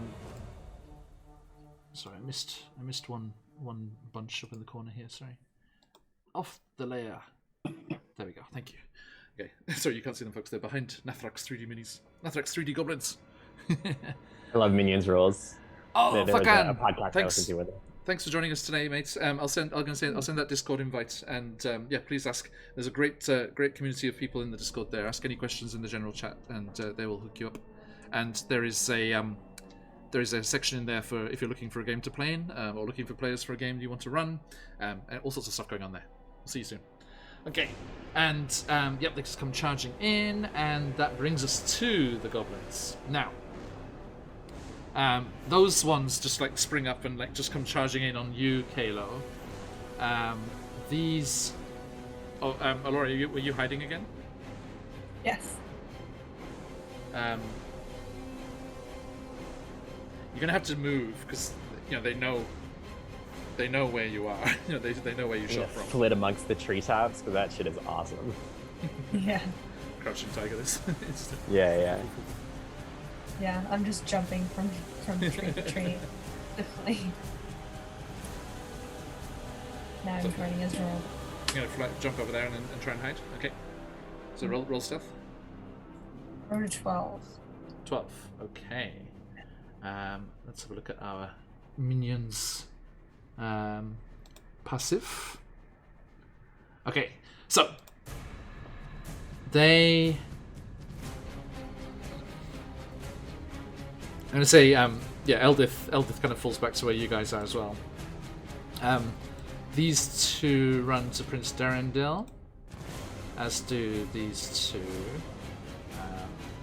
Just put there. These ones are gonna stay on you, Kalo. These 4 also be on Darendil as well. So Darendil's just like in the middle of the clearing, just like, and all these goblins just like, just like charging in, and charging into the space there. These, let's see, these 4 are going to run to you, Zakan, there, and these 4, let's roll for it. Also coming down to you, I'm afraid, Zakan, so they're going to be on the other side of you there. And the last 4 up in the corner here will head in Kalo's general direction. Over there. Okay, so with these minion rules, if... Here we go.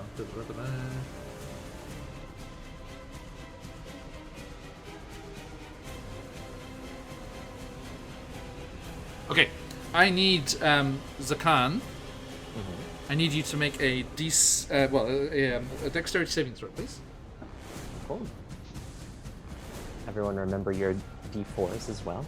Yes. Saving throws.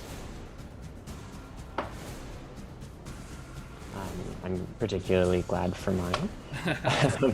So in total with everything, that's 18. 18. Excellent. Okay. There is an expression. Meets it. Beats it. You avoid the swarm of goblins around you. If you the DC for the dexterity saving throw is 10 plus the number of goblins around you, and I was saying you're surrounded, by them. I just put them in blocks of 4, but they're all around you. So the DC was 18. And if you fail the dex saving throw, you take 1 damage for every. That's so goblin. cool. That's a cool mechanic. I like that. Right? It just makes it faster and everything. Yeah. So nothing says heroes like big groups of. Right? Exactly. So I'm going to do the same for Darendil here. Get climb up.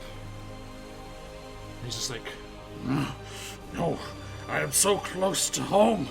You will not take me this day. Back, you fiends! And they're like, the goblin's like, this is the most eloquent bugbear we've ever seen. Sorry, the most eloquent Quaggoth we've ever seen. The nerd Quaggoth. So he's also surrounded. 11. He's got a D4 as well. Oh, okay, with the D4. Yeah. It's not going to be enough. He needs 18. He only got 11 there. So he's surrounded by 8 as well. Yeah. Luckily, he does have 45 HP. So yeah, if I recall, he was Monster.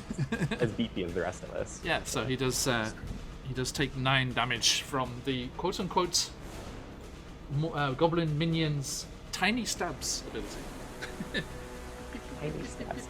Tiny stabs. They're little cocktail swords. Yeah. Way you get in a Shirley Temple when you're a kid. Right. Kalo, it's your turn. I need you. Well, sorry, it's your turn to try and dodge. I need you to make a DC 13 dex save. Sure thing. John, does my held action for an attack trigger at this point, or it wouldn't? Oh, sorry, I missed that. What was that? Would my held action for a standard attack from Lady Silverhair trigger by them coming up at this point to the 5 feet? What was the trigger? Sorry. Excuse me. It was they would get close to me within range, and then I could strike them. If it's not, it's okay. I'm just curious. No, that's absolutely fine. Yeah, go for it. All right, I'll stop. So let's do the dex save first. That is 14 14. with enough. the bless. Yep, no, that's fine. That's because there's only 3 of them, so you only need a 13. So because it changes by how many of them there are. Sweet. All right. So let's just do that Screenshot one. the battle map. I could do that. Mac. There you go. Let's do the 1. Let's see if I hit. Oh, that's the wrong dice. Forget I said anything. That's the right dice. And that doesn't work. That is a 10.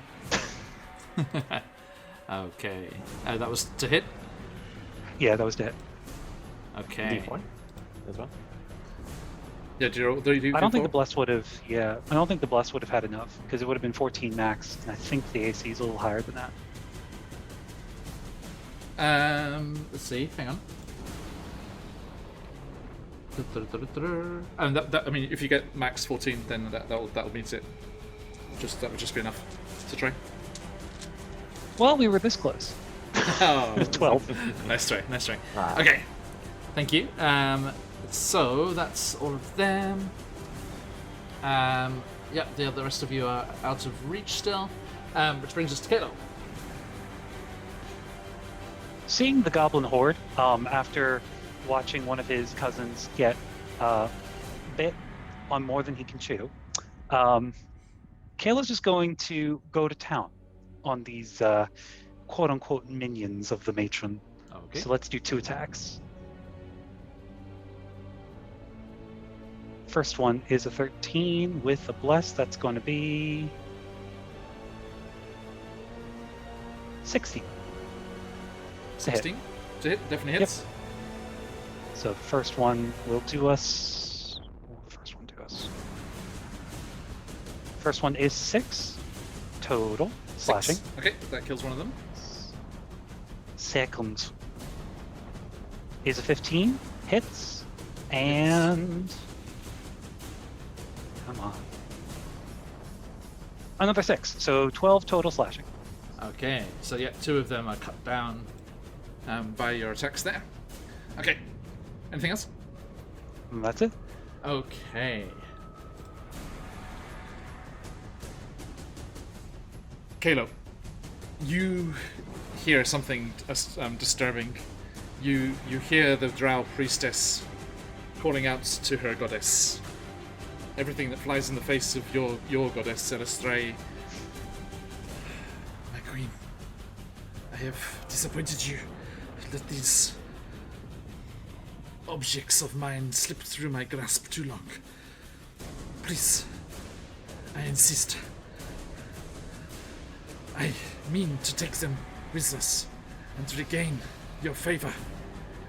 But please, aid me in this. And I have a 30% chance of doing something unfortunate. Oh no. Oh no, Yeah. John, you wouldn't. Let me roll a d1. I'm going to roll it in chat so everyone can see. Oh, John, you wouldn't. You wouldn't dare.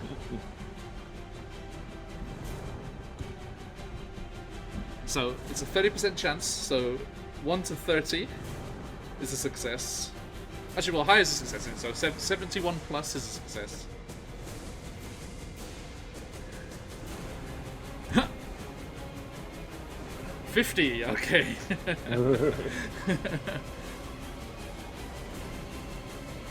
An intervention in my life.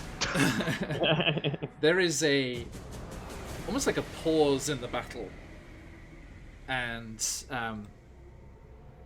Kayla, you see out past the priestess is this strange. It's like everything's still moving, but very, very slow motion. And the battles, you just see like a slow motion flash of a muzzle of the brigand death go off, and the goblins are just like, ah! And the massive spider, the war spider that the goblins are riding, turns and says to the priestess, "You pitiful creature. You are not worthy of my aid." And you see the priestess just like, no, and just like grabs onto her head, and she takes a bunch of psychic damage for failing. How Love sad to for see her. it. How embarrassing for her. I was in front of everyone. I'm sad though. I've never played with a Yoklol. I want to see what a Yoklol can do. I don't know what that is, and I don't want to see what it can Mommy, I'm scared. do. Come pick me up.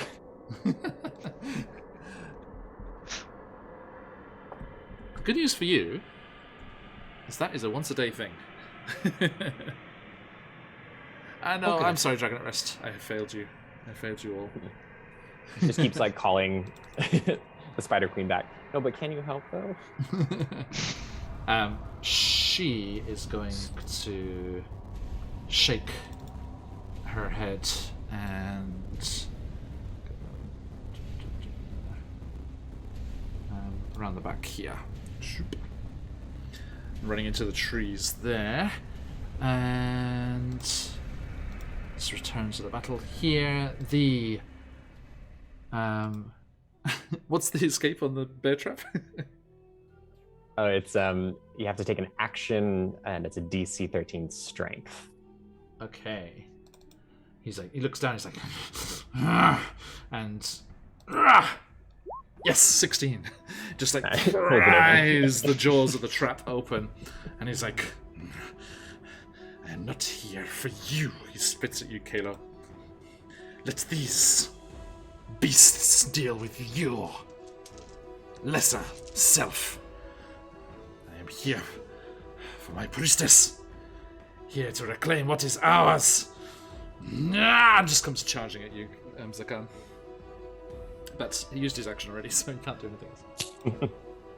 Let me get rid of that trap thing there. I assume his dex is higher than mine, right? I think he's pretty dexterous. Yes, it is. Yeah. And it's your turn, Zakan. All right. So I think like as he's Sorry, Mike, Sammy, are you okay to go one more round? Yeah. yeah, I'm good for one more. Are you okay? Yeah. Okay, thank you. Sorry, I'm just getting late over there. Thanks for staying up late, guys. Thank you. So yeah, this guy is charging over, and the priestess, like was calling out, and the goblins are around and stuff. And Zakan, having put away their bow, they draw out their glaive, which begins to glow. And behind the mask, they begin to glow, and they grab the mask, take it, and drop it on the ground. And it is time for radiant consumption. They allow that divine power, the celestial power that burns within them, to start to escape out. Nice. Tight. So they begin to radiate bright light in a 10-foot radius. So Okay. like painful to look at light, and then dim light for an extra 20 feet. Awesome. God, you love ASMRs. Yeah, it's super cool. So that's the action. Just to do that. And I think once again I don't have any bonus actions I can do technically. So yeah, I think they just they ready their glaive. They start to do that like slow, deliberate spinning of the glaive that just gets faster and faster. Nice. As the glow begins to burn out of control. All right. And then at the end of my turn, all creatures within 10 feet. It's gonna be fun with the minion rolls. All creatures within 10 feet take 3 radiant damage. Okay. I think. Let me just double check with these minion rolls here.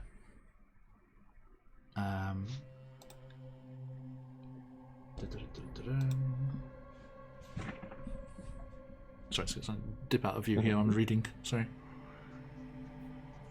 Did that work? No.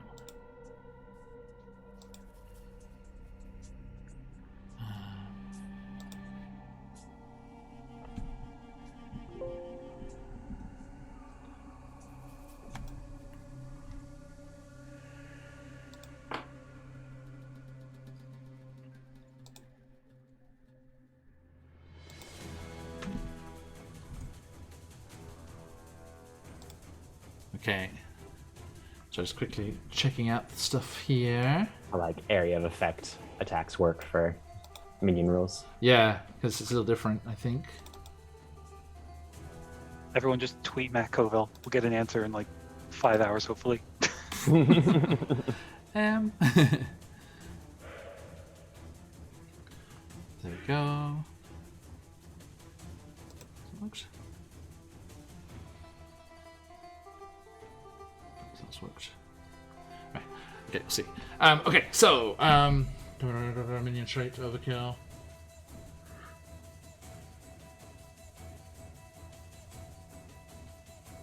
Yeah, if the minion takes any damage from an attack or as the result of a failed saving throw, their hit points are reduced to 0. Shut down the hit dice minions. Okay, so yeah, so is there a saving throw for this? Nope, it's just if they're within that 10-foot range when I end my turn. And this is everyone, including me, including allies. This is an indiscriminate divine fire. All right. Well, then let me just do this.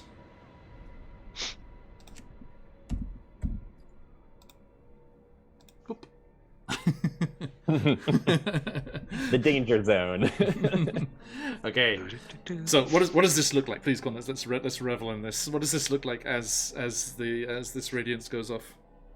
Yeah. So it if anyone was looking, which only the audience is probably looking at the moment, they would see just a bit of Zakan's face before that light takes over and it becomes too bright to look at, and it just looks like they're completely immolated in this like raging, out of control golden fire, like where usually it's a soft glow. This just burns, and their bandages burn away, and their armor and stuff singes, and it's just an eruption of golden flame. Wow. Okay, so yeah, just illuminates the entirety of the forest here. Elora, you and Esmeralda and Eldith all look away so as you don't destroy your dark vision in the night forest here, as this huge glare goes off. And what would be super cool too is if the village can see it. Oh, absolutely.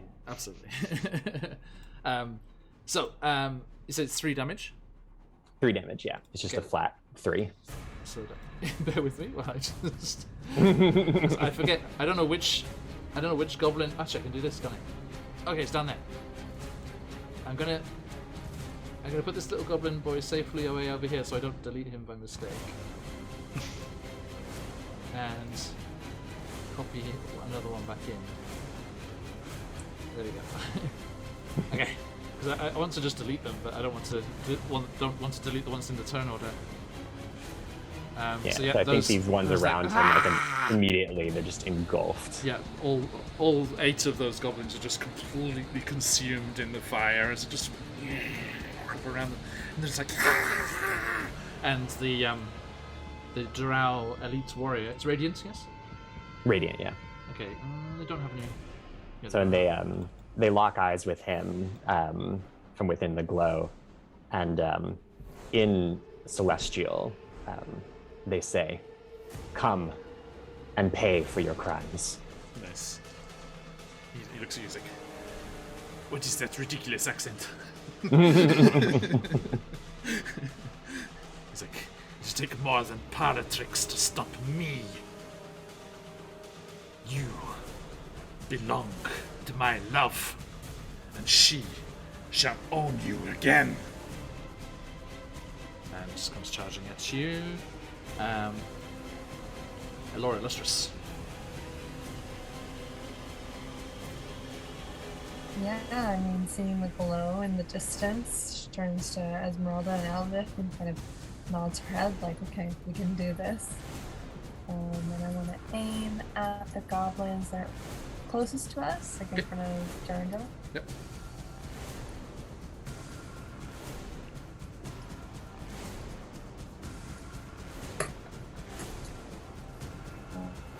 That is a dirty 21. Nice. Hits.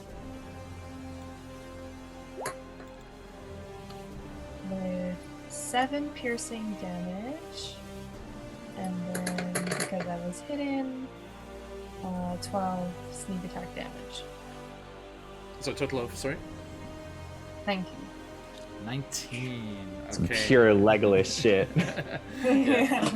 That still only counts as 1. Well, unfortunately, in a line, there are only 3 of them. But that's enough damage to kill 4. So you just, like... You're like... You shoot and the arrow just, like, goes just plunging through, just, like, tears through the necks of the ones right around Durandal there. And then he looks over and he sees it coming and he's like, "Fine shot, your highness!" And he grabs the arrow as it exits the 3rd one, which would just, like, go off into the distance. Actually, it would hit Zagan probably from there. So it's, instead of like going over towards the Karn, he like grabs the arrow out of the air and then just stabs it into the neck of the 4th and kills the 4th. Earn my respect. Okay. And anything else in your turn? Hiding. 24. Okay. Thank you. The goblin's turn. Let's see here. I think. Let's do. These ones are terrified of you, so they come after Kalo instead. All come rushing in around you, Kalo. There. Kalo, can you make me a dex save, please? Certainly can. With a d4. Mhm. Can you make a? Is that that's concentration? So can make a Constitution saving throw from your own damage. Oh, the blesses, yeah. Yes. Yep. Yeah, I'll wait to roll the bless when you're all good. Just- Yeah, I'm alright. That's a 16. Okay. Cool. He's okay. Well, that's gonna be fun, yeah, because I'm constantly taking damage. Excuse me. Is that on all the time? It's on for a minute. Okay. So I mean, for any given battles, yes. Okay. So this one. This one. That is have- not enough, John. one That is a wouldn't have 12 total. Okay, so yeah, you take 4 piercing damage from the tiny stabs. Yeah.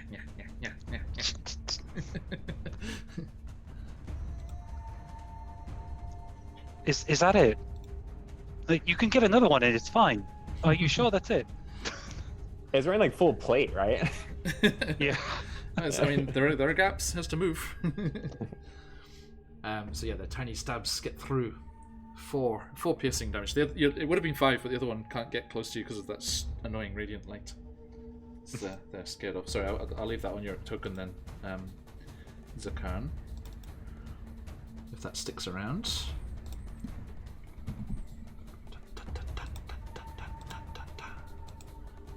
Okay, there we go. So that one. Oh, that hasn't. Has that shown up? I can see it. Not for me yet. It doesn't show up for you guys, yeah. What are you doing? Yeah. Is it that? Yeah. There we go. Okay. And so those two goblins are like, like trying to avoid the edge of it. It's like their like, butt cheek sticks into it. Like, okay, but they're outside of it there.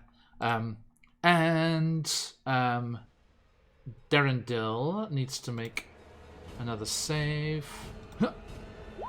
Fails. He takes 4 tiny stabs. Yeah. Okay. Okay. And that brings us to your turn, Kalo. All right. Very simple, very swift. The same thing I do all the time. 2 attacks. Let's hit it. Okay, actually, I'll tell you what this last one does. It can't run through the radiant light, so it actually runs to the top of the cliff there and like swan dives into the water and starts swimming south, looking for the source of those deadly arrows. Its dagger in its teeth is like. I sort of imagine like this Looney Tunes, like they get their butt burnt and so they go flying into the lake. Okay. All right. So we have first one is a total of 15. Total of 15. Okay. That hits, yeah, definitely. That's 6. Let's get a second one. That's a 16. Hits. And the second's going to be... Come on. D&D Beyond, why are you doing this to me? Let's go. 8. Total of 14. And I think as the goblins are kind of just dealing with the radiant damage, he's kind of just kicking them in the head as he's like gashing them with silver hair. Yeah, I think you just swoop Silverhair around, just like cuts through. 14's enough to kill the last 3 that are there, because that's 6 and 6 and then 2 left over. So I think Lady Silverhair just like cuts through the front 2 of them there, and then you just kick the 3rd one into the radiance of Zakan. Just give a thumbs up to Zakan. Boom! You are all alone. And some Dynasty Warrior shit happening here. Then Prince Derendil roars and goes with his claw attacks. Misses with the first and the second, unfortunately. He's too busy trying to fend off all of these tiny stabs. He's like, just like flailing around at them. Did he also do Bless? Or would it matter?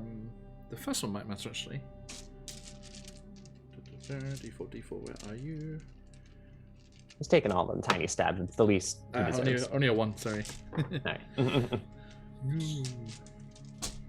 Okay, and he's still just keeping the concentration of those goblins there, keeping them away from Queen Elora and friends. Okay, sorry, Sam. Now the priestess.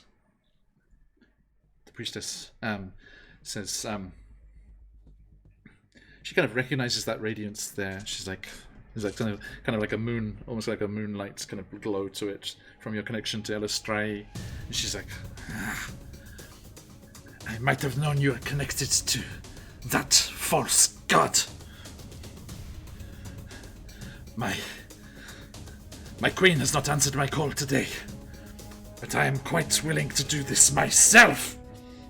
And she just comes charging in with the elite warrior there, and just bring us in here. And she just whips out her scourge from her belt as she comes lunging towards you. And I'm gonna do a warding flare as a reaction. I don't remember when I have to declare, but I assume it's before I hear the roll, just in case. What's the wording? That's the imposed disadvantage. Oh, the wording is when you are attacked by a creature, you can use your reaction to impose disadvantage. But it feels like it'd be unfair if I knew what they rolled and was like, oh, it wouldn't hit me anyway. But... Yeah, it's when I announce I'm going to attack you. When you're announced, yeah, exactly. So disadvantage. Okay. Oh, I forgot. Sorry, I should take off my crystal as well because I used it on the drow And warrior. it's just like before. she enters that zone, and it flashes even brighter, like a tendril, like just lashes out at her. Yeah. Okay. So that is going to be only an 8 with that disadvantage. Yeah. There. And then but she has 2 attacks, so the second one comes swinging around. 10. Nope. Useless rolls. Okay. Yep, those miss there. And I think as this battle rages, the goblins have been quickly cut down, scything through them like so much fresh cut grass. You are battling against these 2 drow here in the clearing, and we shall see just what that entails when we get back here next time. Thank you. We've gone on a little later than usual. Thank you, everybody, for that. And a huge thank you for everyone who joined us today. It's been an absolute pleasure, as always. I hope that everyone enjoyed that. And a massive thank you for joining us today. We will see you all again very, very soon. Later on today for me, tomorrow morning for you on that side of the world. Sorry, Lee. Yeah, we'll catch you soon, though. We are going to be heading over to Barovia once more for Barovia and Beyond. Then later on tomorrow we have the Wild Beyond the Witchlight, and then we have a guest spot. As a guest, not having guests on the channel, I will be guesting over on GM Workshop's channel. My co-conspirator for the fabulous Rift Raiders over the weekend. I'm doing a Eberron one-shot over on GM Workshop's channel with Tales of Pesh and the Robert Hartley GM. Fabulous teammates to play with. I can't wait to go over there and give Tailspire a proper look and all that amazing stuff that GM Workshop does. Please join us for that. Thank you, Phantom. Always a pleasure, my friend. And then we'll be over onto CZRPG's Chasenta's Tyranny later on Friday before we get to Saturday. And it is a week off this week, isn't it? Yes. Because I will be meeting with players, but not a group of players that you are familiar with, as we will be having our Session 0 for the miniature summer campaign, The High Seas, which is coming next month. And that will be offline, I'm afraid, but we shall see you all and introduce those players to you all very, very soon. I heard today that there has been progress on the character art, so I'm looking forward to showing that to you all. Those in the Discord will see that first, of course, and then over on the Twitters and etc. Right, okay, my friends, thank you so much. I put together a little clip reel from our Rift Raiders game, which I've tried to load into our settings here. If this doesn't work, apologies. But let's see if we can get that to work. Right, thank you, everybody. We're going to, after that video has played, hopefully, we're going to go off raiding somewhere. So let's see who's online. Where can we go and spread the love and let those phoenixes fly? Okay, let's switch it up a bit. None of our stream team are on at the moment, so let's switch it up a bit. If we have escaped the horrors of the Underdark, but let's go and see what horror the fabulous gamer and D&D player, the Short Nord, is playing. Yeah, I saw Darling was on Lee. Actually, let's think. You know what? Actually, yeah, Darling Creepshow did raid into us a while back, and we haven't raided back since. So yeah, let's head over to Darling Creepshow. I know some of you are a fan, as I've found you over there from time to time, whilst we've been offline. So yes, do stick around for that raid. If you've got them, let those phoenixes fly. But till next time, my friends, as we say around these parts, Oyasumi Nasai. Oyasumi. Oyasumi. Oyasumi.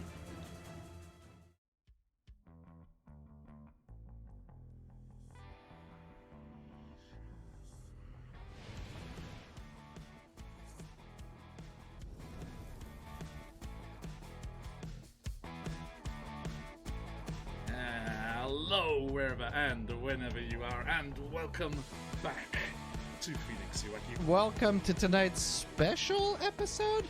I'll try my best to kill all the things and get to the end fastest so we can rub it in John's face. That's what I like to hear, and I think we're gonna easily do it. Someone got the joke. You had adventured deep within the forest of Forestia. We don't have a name for this. I'm done. He's too good. We're gonna roll for it.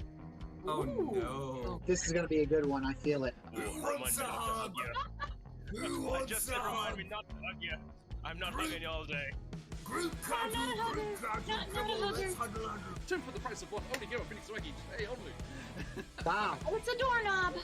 Yeah, And it turns. it's good. I Well- got that part. Big piece foot. And I need you guys to I'm please sorry. roll initiative. Can you tell me the I am ill-equipped to deal with this particular beast. Ow, back off. Hell yeah. The world fills with white, summoning the wintry storms of the far land of Canada. Tell me what happens. Unbelievable. She's got style, she's got drip, she's amazing, and it terrifies you to your soul. You are chafing, my dude. Falls into two parts and then restitches itself together. That really hurt. I end my turn. What to do? What to fucking do? It is time to fight. Where are they? Where are they? You're No, not they're in the being same room. accurate. They're in the same room. We're in the same room. We've caught up. This has all gone very, very wrong. Free! Can I do a check to see if that's good or bad? That is bad. Most excellent. The door to the south opens. Oh shit. We got it. Oh yeah. I was like, ah well, we're all dead to poison. Oh no, we didn't. Hey, most fortuitous. You have reached your last. All that remains is darkness. Have reached your last. All that remains is darkness. I'm going in with my rapier. The second we win, and we will win, we are 15 raiding damage. instantly. That is doubled to 34. Nat 20. Oh my god. If you've got folks like those phoenixes fly! Nice bean. You go. Go beat. As we say here on the channel, tell Oh me my God. what happens. Yes! Everyone stick around for the raid if you've got let those phoenixes fly, as we say around these parts. Congratulations, winners, maybe, and timer. Oyasumi-san! Oyasumi! Chicken dinner! No! 11 No! damage. No! God, we were so close! We were so close, Phoenix! They're howling. They're howling. I'm a little teapot, big and tall. Hear me shout and hear me roar. Oh my god. With rage. Oh, that was beautiful, guys. That was beautiful. Congratulations, Phoenix, on winning, by the way. Let me just do this really quick. Well done. Well done. You guys, you suck.